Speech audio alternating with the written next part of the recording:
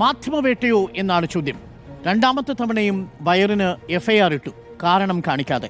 ആദ്യം സിദ്ധാർത്ഥ വരദരാജന്, ഇപ്പോൾ കരൺ ഥാപ്പറിന്. മാധ്യമവേട്ടയോ എന്നാണ് ചോദ്യം. തീർച്ചയായിട്ടും മാധ്യമവേട്ടയാണ് എന്നുള്ളതാണ് എൻ്റെ അഭിപ്രായം. സിദ്ധാർത്ഥ വരദരാജനെയും അതുപോലെ കരൺ താപ്പറിനെയൊക്കെ പോലെയുള്ള നട്ടലുള്ള 10,000-കണക്കിന് ജേർണലിസ്റ്റുകളുള്ള ഒരു രാജ്യമായിരുന്നു നമ്മുടെ.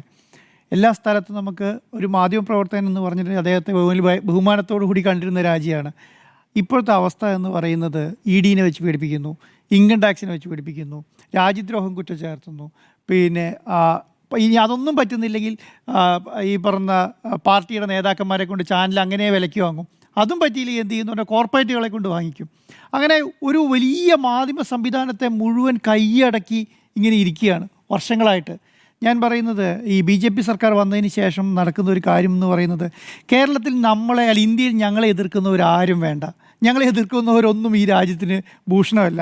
ഞങ്ങളെക്കുറിച്ച് പറയുന്നവരെല്ലാം ഈ രാജ്യത്തിൻ്റെ രാജ്യദ്രോഹികളാണ്. സർക്കാർ വിചാരിക്കുന്നതെന്ന് പറയുന്നത്, രാജ്യദ്രോഹം എന്ന് പറഞ്ഞാൽ ഗവൺമെൻറ്റിനെതിരെ ദ്രോഹം ചെയ്യുന്നവരാണ് രാജ്യദ്രോഹികളെന്ന് ചിന്തിക്കുകയാണ്.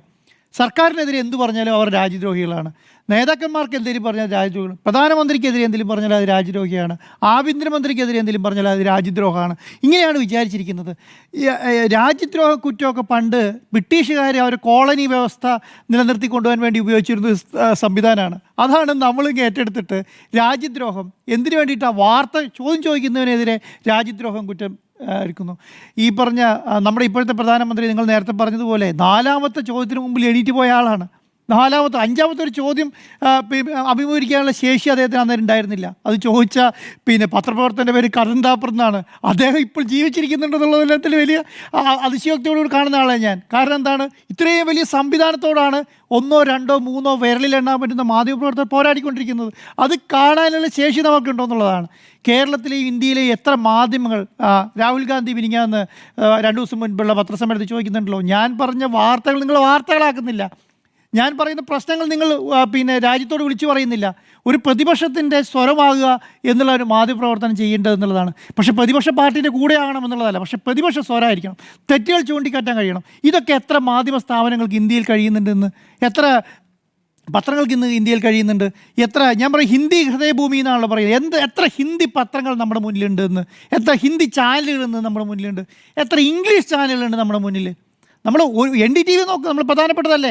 CNN IBN നോക്ക്, നമ്മൾ പ്രധാനപ്പെട്ടതല്ലേ. ഏത് ഇംഗ്ലീഷ് ചാനലാണ് നമുക്ക് ഇന്ന് ലോകത്തോട്, നമ്മൾ ഇന്ത്യയിലെ കാര്യം, ലോകത്തോട് ഇന്ത്യയിലെ അവസ്ഥ വിളിച്ചു പറയാൻ പറ്റിയ എത്ര ഇംഗ്ലീഷ് ചാനലുകൾ ഇന്നുണ്ട് ഇന്ത്യയിൽ, എത്ര ഹിന്ദി ചാനലുകൾ ഇന്ത്യയിലെ കാര്യം. ഇന്ത്യയിൽ കാരണം ഹൃദയഭൂമിയാണല്ലോ. ഒരു 70% 80% വരുന്ന സംസ്ഥാനങ്ങൾ ഹിന്ദി ഭാഷ സംസാരിക്കുന്ന സ്ഥലമാണല്ലോ. അത് മുഴുവൻ ഈ ഹിന്ദി ഏരിയയിൽ ചർച്ച ചെയ്യാൻ പറ്റുന്ന എത്ര ഹിന്ദി ചാനലുകളുണ്ട്.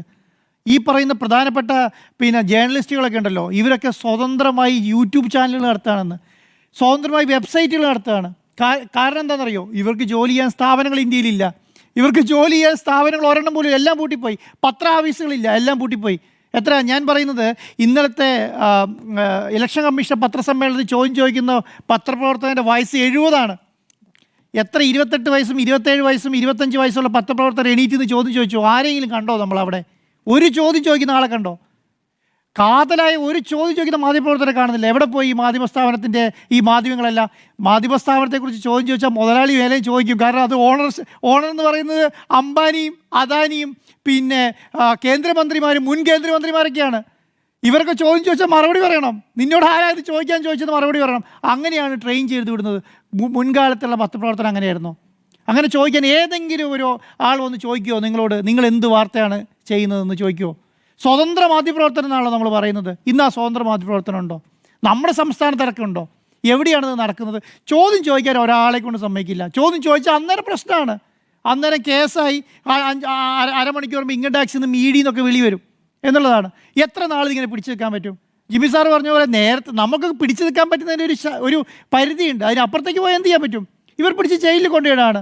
ഹൈക്കോടതി ചെന്നാൽ ജാമ്യം കിട്ടില്ല, ജില്ലാ കോടതി പോയാൽ ജാമ്യം കിട്ടില്ല. 8, 10 മാസം 12 മാസം കേസ് നടത്തിയിട്ട് സുപ്രീം കോടതി പോയാൽ ജാമ്യം കിട്ടും. ഈ സുപ്രീം കോടതി വരെ എവിടെ കിടക്കണം?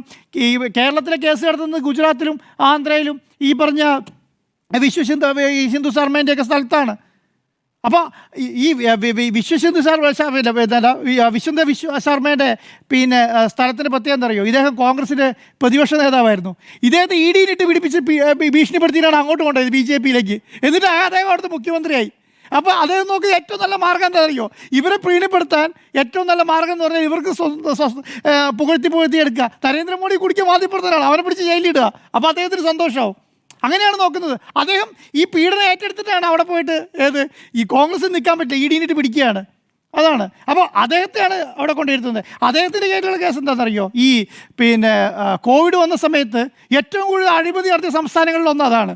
ഏറ്റവും കൂടുതൽ അഴിമതി നടത്തിയ സംസ്ഥാനം, ഏറ്റവും കൂടുതൽ ഈ PPE നമ്മൾ കേരളത്തിൽ ചെറിയ PPE കിറ്റൊക്കെ ഒന്നും പോലെയല്ല, കോടിക്കണക്കിന് ആയിരക്കണക്കിന് കോടി രൂപേൻ്റെ അഴിമതി നടത്തിയ സംസ്ഥാനമാണ് അവിടെ.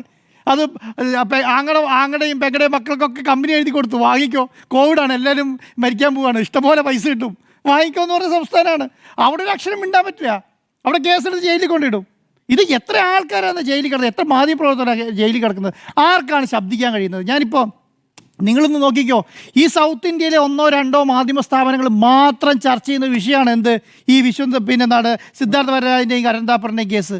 ഏതെങ്കിലും വലിയ മാധ്യമങ്ങൾ ചർച്ച ചെയ്യുന്നത് നിങ്ങൾ കാണുന്നുണ്ടോ? NDTV ചർച്ച ചെയ്യുന്നത് അവിടെ ഉണ്ടായിരുന്ന ആളല്ലേ. പിന്നെ CNN IVN ചർച്ച ചെയ്യുന്നുണ്ടോ? News 18 നെറ്റ്വർക്ക് ചർച്ച ചെയ്യുന്നുണ്ടോ? ഏതെങ്കിലും ഒരു ചർച്ച ചെയ്യുന്നുണ്ടോ? റിപ്പബ്ലിക് ചർച്ച ചെയ്യുന്നുണ്ടോ? ഏതെങ്കിലും ഒരു മാധ്യമ കേരളത്തിലെ ഇന്ന് നിങ്ങൾ നോക്കിക്കുന്നത്, ഇന്ന് ഇത്രയും വലിയ മാധ്യമ സ്ഥാപനം പറയുന്നത് കേരളമാണല്ലോ. എത്ര സ്ഥലത്ത് കേരളത്തിൽ ചർച്ച ചെയ്യുന്നുണ്ട്? എത്ര മാധ്യമ സ്ഥാപനം ചർച്ച ചെയ്യുന്നുണ്ട്? എത്ര മാധ്യമ ഹെഡ്ലൈനായ വാർത്തയായിട്ടുണ്ട് ഇന്നത്?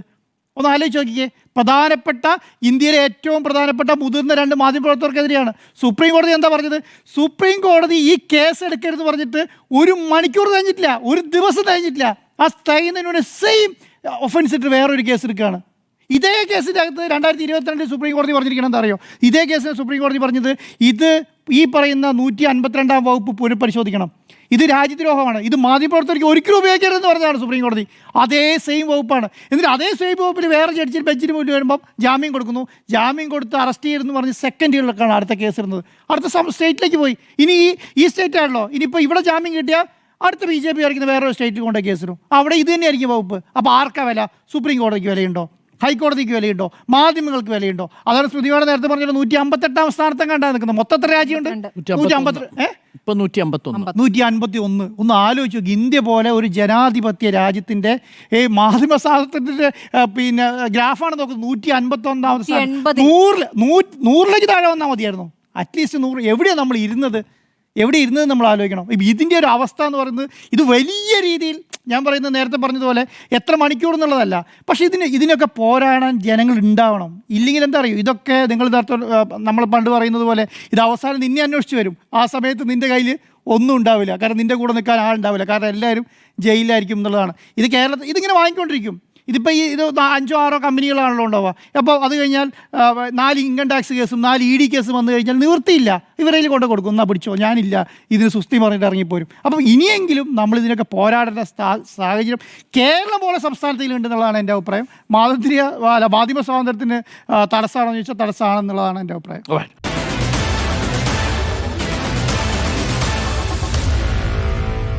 Meet the editors.